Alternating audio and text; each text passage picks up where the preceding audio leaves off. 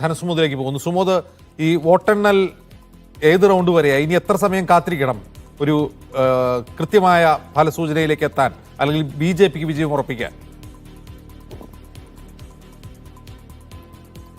ഇപ്പോൾ നമുക്കൊരു ഔദ്യോഗികമായിട്ട് ഒരു മണിക്കൂർ കൂടി കാത്തിരിക്കണം എന്നുള്ളൊരു വിവരമാണ് ലഭിച്ചുകൊണ്ടിരിക്കുന്നത്. ഇപ്പോൾ ഏറ്റവും പുതിയ വിവരം നമുക്ക് പങ്കുവയ്ക്കാനുള്ളത് അരവിന്ദ് കെജ്രിവാളിന്റെ ലീഡ് 223 എന്ന നിലയിലേക്ക് ഉയർന്നിരിക്കുന്നു എന്നുള്ളതാണ്. ഇതുവരെ അരവിന്ദ് കെജ്രിവാൾ രണ്ടാം സ്ഥാനത്ത് തന്നെയായിരുന്നു ഉണ്ടായിരുന്നത്. പക്ഷേ ഈ അരവിന്ദ് കെജ്രിവാൾ രണ്ടാം സ്ഥാനത്ത് നിൽക്കുമ്പോൾ തന്നെ ഇവിടെ നേരത്തെ നമ്മൾ ആദ്യഘട്ടത്തിൽ തന്നെ കോൺഗ്രസിന് വലിയ തരത്തിലുള്ള വോട്ട് കിട്ടിക്കൊണ്ടിരുന്നത് അടുത്ത ഘട്ടത്തിലേക്ക് എണ്ണിക്കഴിയുമ്പോൾ കോൺഗ്രസിന്റെ വോട്ട് കുറയുന്ന ഒരു കാഴ്ചയാണ് കാണുന്നത്. ഇപ്പോൾ എത്തി നിൽക്കുന്നത് 1351 വോട്ട് മാത്രമാണ് ഇപ്പോൾ സന്ദീപ് ദീക്ഷിതിന് നേടാനായിട്ടുള്ളത്.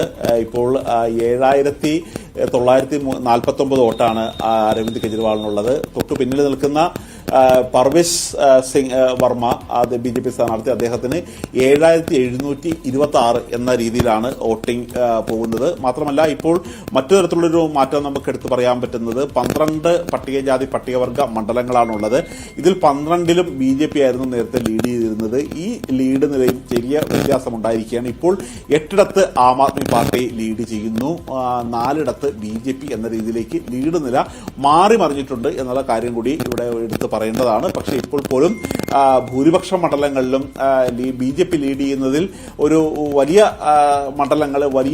മണ്ഡലങ്ങളിൽ ഔട്ടർ ഡൽഹിയിൽ ഇവിടെയെല്ലാം 10,000-വും 15,000 വരെ ലീഡ് നില BJPക്ക് ഉയർത്തി അത് തുടർന്നു കൊണ്ടുപോകാൻ പറ്റുന്നു എന്നുള്ളത് തന്നെയാണ് BJPയുടെ ഒരു വിജയസാധ്യത വർദ്ധിപ്പിക്കുന്നത്. അതേസമയം ആം ആദ്മി പല സ്ഥലത്തും ലീഡ് നേടുന്നുണ്ടെങ്കിൽ പോലും ചെറിയ തോതിലുള്ള ലീഡ് മാത്രമാണ് അവർക്കുള്ളത്.